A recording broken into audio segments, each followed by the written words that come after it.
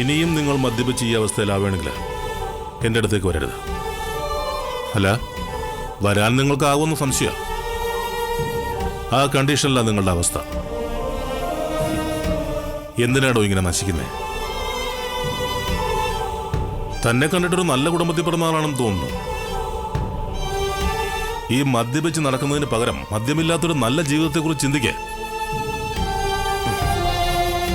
ജീവിക്കാൻ ആഗ്രഹമുള്ളവർക്കല്ലേ ജീവിക്കാൻ കൊതിയുണ്ടാവും. എനിക്കതില്ല. ഇനിയുള്ള എൻ്റെ ജീവിതം അവസാനിക്കുന്നവരെ ഇങ്ങനെ അങ്ങ് പോവുക, അത്രേ ഉള്ളൂ. എടോ, ജീവിതത്തിൽ പ്രശ്നങ്ങളില്ലാത്തവരായിട്ട് ആരാടോ? എല്ലാവർക്കും ഓരോരോ പ്രശ്നങ്ങളുണ്ടാവും. എന്നുവെച്ചാൽ അതിൽ നിന്നൊന്നും ഒളിച്ചോടുകയല്ല വേണ്ടേ, പൊരുതി ജയിക്കുക.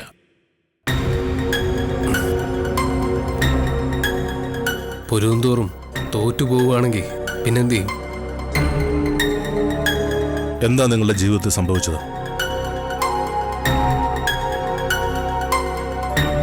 തെറ്റുകൾ മാത്രം ചെയ്ത് ജീവിച്ച ഒരാളാണ് ഞാൻ. എൻ്റെ അമ്മയെ ഞാൻ ചതിച്ചു. നിഷ്കളങ്കയായ എൻ്റെ ഭാര്യയെ ഞാൻ സംശയിച്ചു. അവളിൽ എനിക്കുണ്ടായ കുഞ്ഞിനെ പോലും ഞാൻ തള്ളിപ്പറഞ്ഞു. അതിൻ്റെയൊക്കെ ശിക്ഷയാണ് ഞാനിന്ന് അനുഭവിച്ചുകൊണ്ടിരിക്കുന്നത്. ഇന്ന് ഞാൻ തനിച്ച, എല്ലാവരും എന്നെ ഉപേക്ഷിച്ചു പോയി. ഇനി ആർക്ക് വേണ്ടിയാണ് ഞാൻ ജീവിക്കേണ്ടത്? എടോ, അന്ന് ചെയ്ത തെറ്റിന് പ്രായശ്ചിത്തം ചെയ്യുന്നത് ഇങ്ങനെയൊന്നുമല്ല. തിരുത്താനുള്ള മനസ്സുണ്ടെങ്കിൽ ഏത് തെറ്റും തിരുത്താം. താൻ അതാദ്യം മനസ്സിലാക്കുക. അതിൻ്റെയൊക്കെ സമയം കഴിഞ്ഞുപോയി സാർ. ഇനി തിരുത്തുവോ മായ്ക്കുമല്ല, ഒരു ഫുൾ സ്റ്റോപ്പ്. അത് മാത്രമേ ഉള്ളൂ എൻ്റെ ജീവിതത്തിൽ.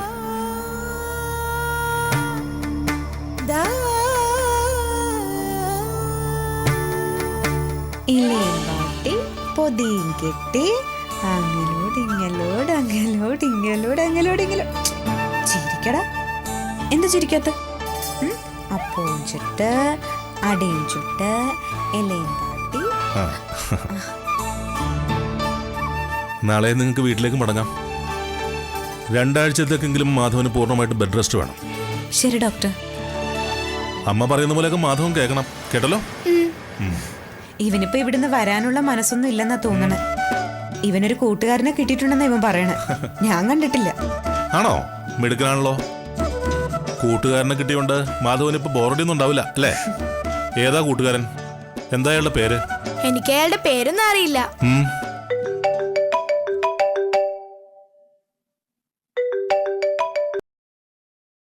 പറഞ്ഞോ. ഹരിയേട്ടാ, എനിക്ക് ഹരിയേട്ടൻ അത്യാവശ്യമായിട്ടൊന്ന് കാണണം. എന്തുപറ്റി? കാര്യമുണ്ട്, അതുകൊണ്ടാ. ഇന്നെനിക്ക് OTL ഡ്യൂട്ടി ഉണ്ടല്ലോ. നാളെ ആയാലോ?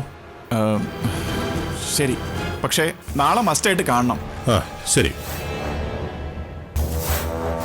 എന്തോ പ്രശ്നമുണ്ടല്ലോ. എന്തായിരിക്കും?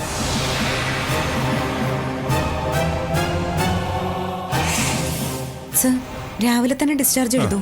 രാവിലെ ഡിസ്ചാർജ് ചെയ്തിരിക്കാം. വീട്ടിലേക്ക് പോയി കഴിഞ്ഞാൽ ബാലാമണിക്ക് നല്ല ശ്രദ്ധ വേണം. ഞാൻ പറഞ്ഞത് ബാലാമണിക്ക് മനസ്സിലായല്ലോ അല്ലേ? മനസ്സിലായി. ശരി.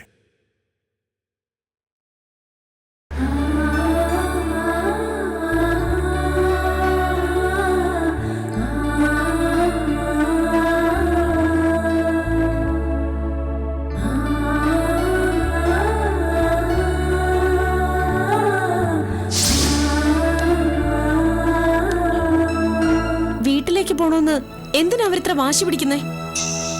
പിന്നെ അവർക്ക് അവരുടെ വീട്ടിലേക്ക് പോണ്ടേ? അപ്പൊ ഈ നമ്മൾ ചെയ്യുന്ന ക്രൂരതയാ. അറിഞ്ഞുകൊണ്ട് എനിക്കതിനൊക്കെ കൂട്ടു നിൽക്കേണ്ടി വരിക. ആനന്ദ് ഒരു കാര്യം മനസ്സിലാക്കണം. അവർക്ക് അവരുടെ മകനെ രക്ഷിക്കാനുള്ള ഒരു വഴി മാത്രമായിരുന്നു നമ്മള്. നമ്മുടെ കുഞ്ഞിനോട് അവർക്ക് ഒരു കാലത്തും യാതൊരു സെന്റിമെന്റ്സും തോന്നില്ല. അബി, ഇതൊക്കെ നിനക്ക് വെറുതെ തോന്നുന്നതാ. ഞാനത് സ്റ്റഡി ചെയ്തിട്ട് എന്നെ പറയുന്നത്.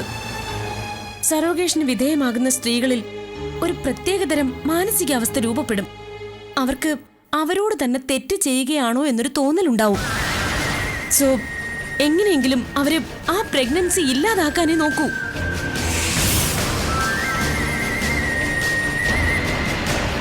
ഇതുപോലെ എത്ര കേസുകൾ എന്റെ പല സുഹൃത്തുക്കളും അറ്റൻഡ് ചെയ്തിട്ടുണ്ടെന്നറിയോ? ഇവരും അങ്ങനെ ചിന്തിച്ചുകൂടാന്നില്ലല്ലോ. അബി, ഓരോ ദിവസം കഴിയും തോറും നീ ആളാകെ മാറിക്കൊണ്ടിരിക്കുക. എനിക്ക് എന്റെ കുഞ്ഞാ വലുത്. അത് കഴിഞ്ഞിട്ടേ മറ്റെന്തിനും എന്റെ ലൈഫിൽ ഇപ്പൊ സ്ഥാനമുള്ളൂ.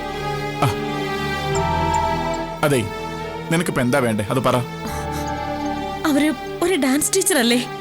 വീട്ടിലെത്തിയ ഉടനെ അവര് പ്രാക്ടീസ് തുടങ്ങിയാലോ? അതൊന്നും അവര് ചെയ്യില്ല. അവരെന്ത് ചെയ്യുന്നു ചെയ്യുന്നില്ല എന്ന് നമ്മൾ കാണുന്നില്ലല്ലോ. എന്ന് വെച്ചാ നീ എന്താ അവരുടെ കൂടെ താമസിക്കാൻ പോവാണോ, അതോ അവരിങ്ങോട്ട് വിളിച്ചു വരുത്താൻ പോവാണോ? ഇത് രണ്ടുമല്ല. അവർക്ക് നമ്മള് വളരെ നല്ല ഒരു അക്കോമഡേഷൻ അറേഞ്ച് ചെയ്യുന്നു. ബ്യൂട്ടിഫുൾ ആയിട്ടുള്ള ഏതെങ്കിലും ഒരു സ്ഥലത്ത്. സഹായത്തിന് ജോലിക്കാരെയും കൊടുക്കാം. അവരൊരു ജോലിയും ചെയ്യണ്ട. സ്വസ്ഥമായി അടങ്ങി ഒതുങ്ങി ഇരുന്നാ മാത്രം മതി. അതിനവർക്ക് ബുദ്ധിമുട്ടൊന്നും ഉണ്ടാവില്ലല്ലോ. അബി, ഇതൊക്കെ അവരനുസരിക്കോ? അനുസരിക്കണം. അനുസരിച്ചേ പറ്റൂ. അവര് പറഞ്ഞ കാര്യങ്ങളൊക്കെ ഒരു തടസ്സവും കൂടാതെ നമ്മൾ ചെയ്തു കൊടുത്തു.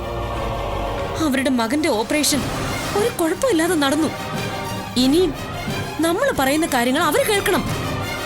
കേട്ടേ പറ്റൂ.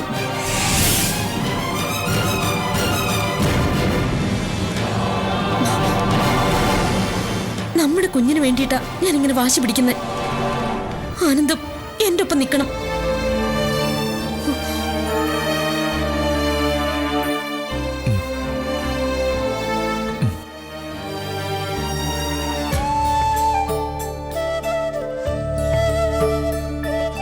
മോനെ, ആ പന്തൊക്കെ ഇങ്ങ് കൊണ്ടുവാ. പാക്ക് ചെയ്ത് വെക്കാം.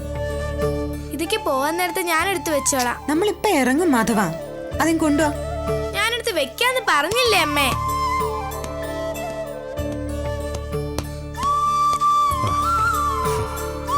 ഡോക്ടർ അങ്കിൾ, ഞാനിന്ന് വീട്ടിലേക്ക് പോവാ. ആണോ? ആ ഡോക്ടർ ഒരു 11 മണിയാകുമ്പോൾ ഡിസ്ചാർജ് തരാന്നാ റിസപ്ഷനിൽ നിന്ന് പറഞ്ഞത്. പുതിയ 3-4 ടാബ്ലറ്റ്സിന്റെ പ്രിസ്ക്രിപ്ഷൻ തന്നിട്ടുണ്ട്. അത് ഞാൻ വാങ്ങിച്ചോളാം. ഇന്ന് പോയാ പിന്നെ മോനെ എന്നാ ഡോക്ടറെ കൊണ്ടുവരേണ്ടത്? ഒരു ചെറിയ പ്രോബ്ലം ഉണ്ട്. എന്താ ഡോക്ടർ? ഡിസ്ചാർജ് ചെയ്ത ബാലാമണി നേരെ വീട്ടിലേക്കല്ലേ പോവാ? അതെ, അല്ലാതെ പിന്നെ ഞാൻ എങ്ങോട്ടാ പോവാ? അത് തന്നെ പ്രോബ്ലം. മനസ്സിലായില്ല. അവർക്ക് ബാലാമണിയെ വിശ്വാസമില്ല. എന്നുവെച്ചാ എനിക്ക് മനസ്സിലായില്ല ഡോക്ടർ. വീട്ടിലേക്ക് പോയാ ബാലാമണി ശരിക്കും കെയർ ചെയ്യോ എന്നതാണ് അവരുടെ പ്രശ്നം. ഇവൻ മഹാവികൃതിയാണല്ലോ. എന്തെങ്കിലും ഒരു ചെറിയ അശ്രദ്ധ ഉണ്ടായാൽ നഷ്ടം അവർക്കാ. സർ, ഞാൻ നന്നായി ശ്രദ്ധിച്ചോളാം. ഒരു കുഴപ്പം ഉണ്ടാവില്ല. ബാലാമണിക്കൊരു ആവശ്യം വന്നപ്പോ അവര് നിങ്ങളെ സഹായിച്ചതാ. സർ, അതുകൊണ്ട് തന്നെ അവര് പറഞ്ഞ കാര്യത്തിന് ഞാൻ വില്ലിങ് ആണല്ലോ. എഗ്രിമെന്റ് സൈൻ ചെയ്യുകയും ചെയ്തല്ലോ. പിന്നെന്താ സർ? അത് തന്നെയാ പ്രശ്നം. എഗ്രിമെന്റ് പ്രകാരം അവര് പറയുന്ന പോലെ കാര്യങ്ങൾ ചെയ്യാമെന്ന് ബാലാമണി സമ്മതിച്ചിട്ടുള്ളതാ. അതുകൊണ്ട് ബാലാമണി ഇതനുസരിച്ചേ പറ്റൂ. ഞാൻ എന്ത് ചെയ്യണമെന്നാ ഡോക്ടർ പറയുന്നത്? ഡിസ്ചാർജ് ചെയ്താലും ബാലാമണി വീട്ടിലേക്ക് പോകാൻ പാടില്ല. അവരൊരു സ്ഥലം അറേഞ്ച് ചെയ്യും. അവിടെ ബാലാമണിയെ കെയർ ചെയ്യാൻ ആളുകളുണ്ടാവും. ബാലാമണി അങ്ങോട്ട് പോകണം. ഇല്ല, നടക്കില്ല സർ. എനിക്ക് എന്റെ വീട്ടിലേക്ക് പോയേ പറ്റൂ. എടുത്തിയാടി ഒരു തീരുമാനമൊന്നും പറയണ്ട. നന്നായിട്ടൊന്ന് ആലോചിക്കേ. ഇന്നേതായാലും ഡിസ്ചാർജ് ഉണ്ടാവില്ല.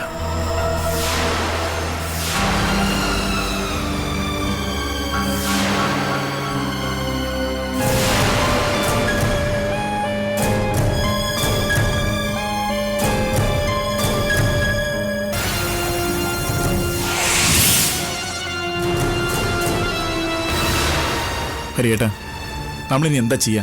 നീ അവരൊന്ന് പറഞ്ഞ് മനസ്സിലാക്കാൻ നോക്ക്. അല്ല, ബാലാമണി എന്താ പറയുന്നേ? അവൾ അവളുടെ വീട്ടിലേക്ക് പോയാൽ മതി നിർബന്ധം പിടിച്ചേക്കുക. ഇനിയിപ്പോ എന്താ ചെയ്യാ? എന്ത് ചെയ്യുമെന്ന് എന്നോട് ചോദിക്കാതെ എന്താ സൊല്യൂഷൻ വെച്ചാൽ കണ്ടുപിടിക്കാൻ നോക്ക്. വീട്ടിലേക്ക് പോയാലും ബാലാമണി പ്രഗ്നൻസി ശരിക്കും കെയർ ചെയ്യില്ലെന്നാ അബിയുടെ ടെൻഷൻ. ഇങ്ങനെ ഒരു കാര്യം ലാസ്റ്റ് മൊമെന്റിലല്ലല്ലോ സംസാരിക്കണ്ടേ. അബിക്ക് ഇങ്ങനെ ഒരു ഐഡിയ ഉണ്ടായിരുന്നെങ്കിൽ നേരത്തെ പറയായിരുന്നില്ലേ? അങ്ങനെ ആയിരുന്നെങ്കിൽ എഗ്രിമെന്റിൽ നമ്മൾ സെപ്പറേറ്റ് ക്ലോസ് ആയിട്ട് വെക്കുമായിരുന്നില്ലേ? എഗ്രിമെന്റിൽ അതുണ്ട്. പ്രഗ്നൻസി കെയറിങ് ഞങ്ങളുടെ ഉത്തരവാദിത്തം അതിൽ എഴുതിയിട്ടുണ്ട്. അത് ഞാൻ സമ്മതിച്ചു. പക്ഷേ നിങ്ങൾ പറയുന്ന സ്ഥലത്ത് പോയി താമസിച്ചോളാം അതിൽ എഴുതിയിട്ടില്ലല്ലോ. അതുകൊണ്ട് തന്നെ ബാലാമണിക്ക് ഇതിനെ ശക്തമായിട്ട് എതിർക്കാം. പറ്റില്ല എന്ന് ബാലാമണി പറഞ്ഞാൽ പറ്റില്ല എന്ന് തന്നെയാണ് അതിന്റെ അർത്ഥം. നമുക്ക് എന്ത് ചെയ്യാൻ നോക്കാം? അപ്പോ അബിയോട് ഞാൻ എന്താ പറയാ ഹരിയേട്ടാ?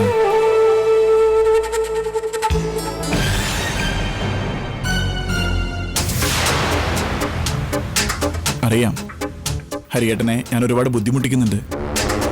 പക്ഷേ എന്നെ സഹായിക്കാൻ ഇപ്പൊ ഹരിയേട്ടൻ അല്ലാതെ വേറെ ആരും ഇല്ല. എടാ, നീ വിഷമിക്കാതിരിക്കെ. ഇക്കാര്യത്തില് ഇലയ്ക്കും മുള്ളിലും കേടില്ലാത്തൊരു സൊല്യൂഷൻ കണ്ടെത്തിയേ പറ്റൂ. ആ, അങ്ങനെ ഒന്ന് കിട്ടുമെന്ന് നമുക്ക് നോക്കാം. ഞാനൊന്ന് ആലോചിക്കട്ടെ.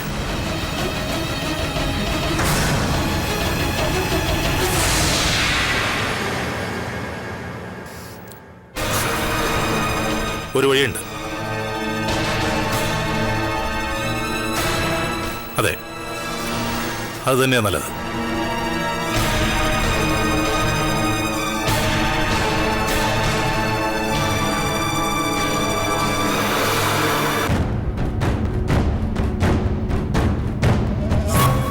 എല്ലാത്തിനും നീ ഇങ്ങനെ യെസ് മോളെ നിക്കണ്ട. അവര് പറയുന്ന എല്ലാ കാര്യങ്ങളും സമ്മതിക്കാൻ നിന്നാ പിന്നെ അതിനെ നേരം കാണും. നിന്റെ തീരുമാനങ്ങളും അവസ്ഥകളും ഒക്കെ നീ അവരെ പറഞ്ഞ് മനസ്സിലാക്ക്. എന്റെ കുഞ്ഞിനെ വിട്ട് ഞാൻ എവിടെയും പോയി നിൽക്കില്ല എന്ന് ഞാൻ പറഞ്ഞു ചേച്ചി.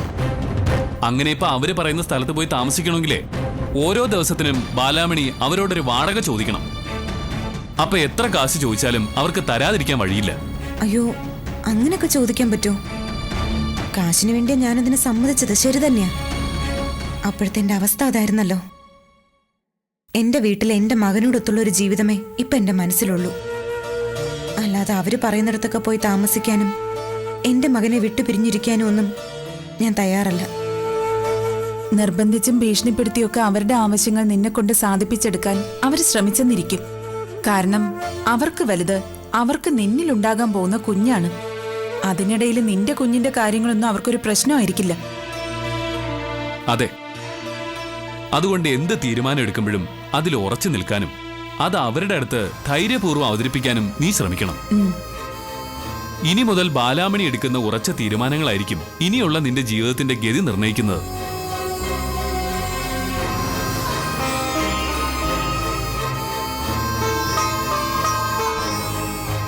അവരുടെ കൂടെ പോവില്ലെന്ന് ഞാൻ ഉറപ്പിച്ചു കഴിഞ്ഞു.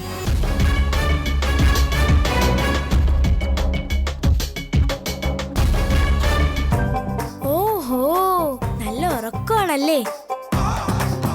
അങ്കിളിനെ ഒന്ന് പേടിപ്പിച്ചാലോ? നല്ല രസമായിരിക്കും.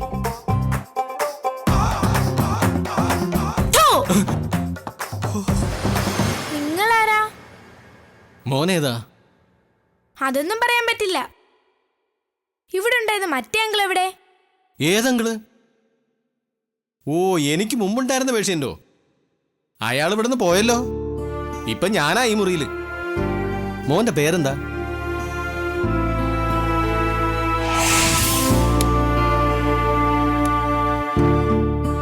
എന്റെ അബി, ഞാൻ പറയുന്നൊന്നും മനസ്സിലാക്ക്. നീ ഒരു അമ്മയാവാൻ പോകുന്ന സ്ത്രീയല്ലേ? അവരുടെ കുഞ്ഞിനെ വിട്ട് താമസിക്കണമെന്നൊക്കെ പറയുന്നത് ക്രൂരതയാ. ദേ, നമ്മൾ അങ്ങനെ പറയുമ്പോഴുള്ള അവസ്ഥ നിനക്ക് ഊഹിക്കാവുന്നതല്ലേ ഉള്ളൂ. കുറച്ചു നാളത്തേക്കല്ലേ അവരോട് മാറി നിൽക്കാൻ പറയുന്നുള്ളൂ. ആ കുട്ടി നല്ല വികൃതി കാട്ടാറായ പ്രായോ. ആ കുട്ടി കാരണം നമ്മുടെ കുഞ്ഞിന് എന്തെങ്കിലും സംഭവിച്ചാലോ? നീ എന്തിനാ ഇങ്ങനെ വേണ്ടാത്തൊക്കെ ആലോചിച്ച് കൂട്ടുന്നേ? നമ്മുടെ ആഗ്രഹങ്ങൾക്ക് സമ്മതം മൂളിയോണ്ട് അവരങ്ങനെ അങ്ങ് ദ്രോഹിക്കാൻ പറ്റുമോ? നമ്മൾ എത്ര നിർബന്ധിച്ചാലും അവരവരുടെ വീട്ടിലേക്ക് തന്നെ പോകുന്നുള്ള ഉറച്ച നിലപാടിൽ തന്നെയാണ് ഹരിയേട്ടൻ എന്നോട് പറഞ്ഞത്. അപ്പോ നമ്മൾ ഇനി എന്താ ചെയ്യാ? ആ കുട്ടിയെ കൊണ്ട് അവര് വീട്ടിലേക്ക് പോയാ എനിക്കിവിടെ മനസ്സമാധാനത്തോടെ ഇരിക്കാൻ പറ്റില്ല. കുഞ്ഞിനെ അമ്മയും വെവ്വേറെയാക്കി അവരെ വീട്ടിലേക്ക് വിടാതിരിക്കാൻ നമ്മളെ കൊണ്ടേതായാലും സാധിക്കില്ല. പക്ഷേ വേറൊരു കാര്യം ചെയ്യാൻ സാധിക്കും. എന്താ അത്? നമുക്ക് അവരുടെ കൂടെ ഒരു സ്ത്രീ ഏർപ്പാടാക്കിയാലോ?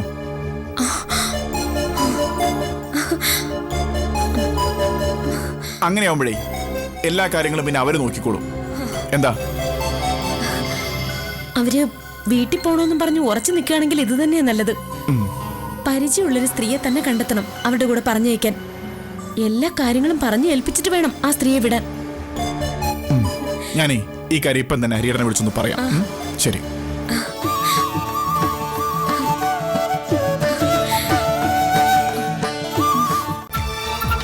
ഇല്ല ചേച്ചി, ഞാൻ സമ്മതിക്കില്ല. അവരെന്തൊക്കെ പറഞ്ഞ് വാശി പിടിച്ചാലും എന്റെ മോനെ ഒഴിവാക്കിക്കൊണ്ടുള്ള ഒരു കാര്യത്തിന് ഞാൻ സമ്മതിക്കില്ല. ഡോക്ടറോട് എന്ത് പറഞ്ഞിട്ടാണെങ്കിലും ഞാൻ മോനെയും കൊണ്ട് വീട്ടിലേക്ക് വരും. ഞാൻ പിന്നെ വിളിക്കാം. ഇനി പേടിക്കണ്ട ബാലാമണി. ബാലാമണി ഇരിക്കെ. നിങ്ങൾക്ക് ഉടനെ തന്നെ തിരിച്ചു പോകാം.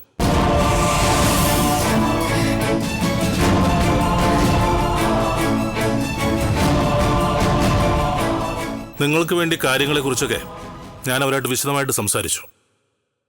അവരെ നിങ്ങളെ വീട്ടിലേക്ക് വിടാനുള്ള പെർമിഷൻ തന്നിരിക്കുക. പക്ഷേ അവർക്ക് ചില എഗ്രിമെന്റ്സും കണ്ടീഷൻസും ഒക്കെ ഉണ്ട്. അതെന്താ ഡോക്ടർ? കുറച്ച് നാളുകൾ കഴിഞ്ഞാൽ ബാലാമണിക്ക് പൂർണ്ണമായ ബെഡ് റെസ്റ്റ് വേണ്ടി വരും. ആ സമയത്ത് മാധവനെ ഓർത്താ അവർക്ക് പേടി. അവന് വേണ്ടുന്ന കാര്യങ്ങളൊക്കെ നിങ്ങൾ തനിയെ ചെയ്തു കൊടുക്കേണ്ടി വരില്ലേ? ഒറ്റയ്ക്കാവുമ്പോൾ നിങ്ങൾക്കതൊരു ബുദ്ധിമുട്ടായിരിക്കും. അതിനു വേണ്ടുന്ന സൊല്യൂഷനും അവർ തന്നെ കണ്ടെത്തിയിട്ടുണ്ട്. അവർക്ക് വളരെ പരിചയമുള്ളൊരു സ്ത്രീയെ നിങ്ങളെ ഹെൽപ്പ് ചെയ്യാനായിട്ട് നിങ്ങളുടെ കൂടെ വീട്ടിലേക്ക് വിടാൻ റെഡിയാക്കിയിട്ടുണ്ട്. അവരിപ്പം ഇങ്ങോട്ട് വരുന്നുണ്ട്.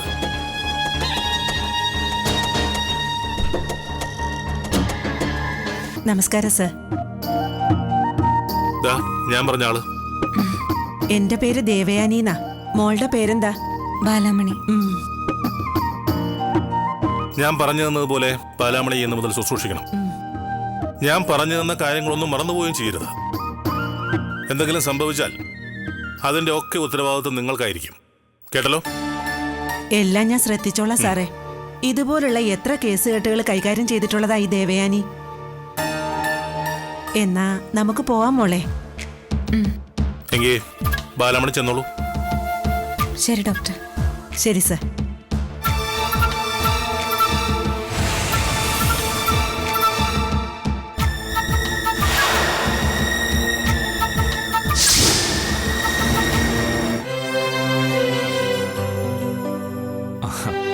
എന്തായാലും ബാലാമണി ആഗ്രഹിച്ച പോലെ തന്നെ കാര്യങ്ങൾ നടന്നല്ലോ. വീട്ടിൽ പോണോന്ന് ഉറപ്പിച്ച് പറഞ്ഞുകൊണ്ടായിരിക്കും അവരിങ്ങനൊരു കാര്യത്തെക്കുറിച്ച് ആലോചിച്ചത്. അല്ലെങ്കിൽ തന്നെ ഇപ്പൊ കൂട്ടിന് നിനക്കൊരാളെ ആവശ്യമാ. മാധവന്റെ കാര്യങ്ങൾ നോക്കാനും പറ്റും. അയ്യോ അതെ, ഞാനൊരു കാര്യം പറയാം. കുഞ്ഞിനെ അപ്പിയിടിപ്പിക്കാനും കുളിപ്പിക്കാനൊന്നും അല്ല സാർ എന്നെ ഇവളോടൊപ്പം വിട്ടിരിക്കുന്നത്. ഈ ബാലാമണി കൊച്ചിന്റെ കാര്യങ്ങൾ നോക്കാനാ എനിക്ക് ശമ്പളം തരുന്നത്. എനിക്ക് ചില ചിട്ടവട്ടങ്ങളൊക്കെ ഉണ്ട്. അതുപോലൊക്കെ ഞാൻ ചെയ്യും. അല്ല പിന്നെ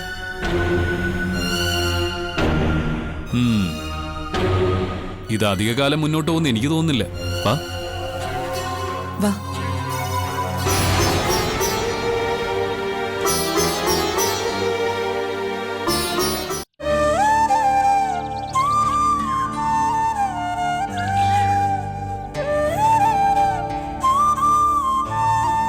അയ്യേ, ഇതാണോ മോളുടെ വീട്? ഞാൻ ഒരുപാട് സ്വപ്നം കണ്ടു. എല്ലാം വെറുതെ ആയിപ്പോയി. ഇങ്ങനെ ഓടൊക്കെ ഇട്ട ഒരു പഴയ തറവാട് വീടാണെന്ന് അറിഞ്ഞിരുന്നെങ്കിൽ ഞാനങ്ങും വരില്ലായിരുന്നു. ഞാനേ ഇതിനു മുമ്പ് നിന്നിരുന്നത് 5 കോടിയുടെ വീട്ടിലാ. 4 നില, AC ഒക്കെ ഇട്ട്. എന്നിട്ട് ആ വീട് നിങ്ങളുടെ പേരിൽ എഴുതി തന്നോ ഉടമസ്ഥൻ? ഈ സ്വഭാവമാണെങ്കിൽ മിക്കവാറും എഴുതി കൊടുത്തിട്ടുണ്ടാവും. ചേച്ചി, ഞങ്ങളുടേതൊരു പഴയ വീടാ. വലിയ വീടിലോ പത്രാസിലോ ഒന്നും അല്ലല്ലോ. സ്വഭാവത്തിലല്ലേ കാര്യം. അഡ്ജസ്റ്റ് ചെയ്യാൻ പറ്റുമെന്ന് ഞാനൊന്ന് നോക്കട്ടെ, എന്നിട്ട് പറയാം. അല്ല മോളെ, AC-യും TV-യും ഫ്രിഡ്ജും ഒക്കെ ഉണ്ടോ മോളെ? TV AC ഒക്കെ കണ്ടോണ്ടാണോ ചേച്ചി ഇങ്ങോട്ട് വന്നത്? ബാലാമണിയെ സഹായിക്കാനല്ലേ? എന്ന് വെച്ച് 24 മണിക്കൂർ സഹായിച്ചുകൊണ്ടിരിക്കാൻ പറ്റുമോ? എന്നെ അടിമപ്പണിക്ക് കൊണ്ടുവന്നൊന്നും അല്ലല്ലോ നിങ്ങള്. 5 കോടിയുടെ വീട്ടിൽ നിന്ന് അവർക്ക് എന്നെ ഇഷ്ടപ്പെടാത്തത് കൊണ്ടല്ല, എനിക്ക് അവരെ ഇഷ്ടപ്പെടാത്തത് കൊണ്ടാ ഞാൻ ഇങ്ങോട്ട് പോന്നത്. ആ മോളെ, ഈ ബാഗ് ഒന്ന് നോക്കിക്കോണേ. ഞാൻ ആദ്യമേ ഈ വീടും പരിസരമൊക്കെ ഒന്ന് കണ്ടിട്ട് വരട്ടെ. ഹും, 5 കോടിയുടെ വീട്. അവിടുന്ന് തല്ലി ഓടിച്ചായിരിക്കും ഈ സ്വഭാവം കാരണം. 10 മീറ്റർ നീളമുണ്ടെന്ന് തോന്നുന്നു നാവിന്. ബാലാമണിക്ക് നല്ലൊരു കുരിശായിരിക്കും, അതുറപ്പാ. പോട്ടെ, പ്രായമായൊരു സ്ത്രീയല്ലേ, ഞാൻ ക്ഷമിച്ചോളാം. എന്നാ പിന്നെ ഞങ്ങൾ അങ്ങോട്ട് പോവാ ബാലമണി. ദാ വെച്ചോ കുട്ടാ, ദാ വെച്ചോ, പോട്ടെ. ശരി. അമ്മേ, എന്താ മോനെ? ഈ രാക്ഷസീനി നമ്മുടെ കൂടെയാണ് താമസിക്കുന്നേ. ശോ,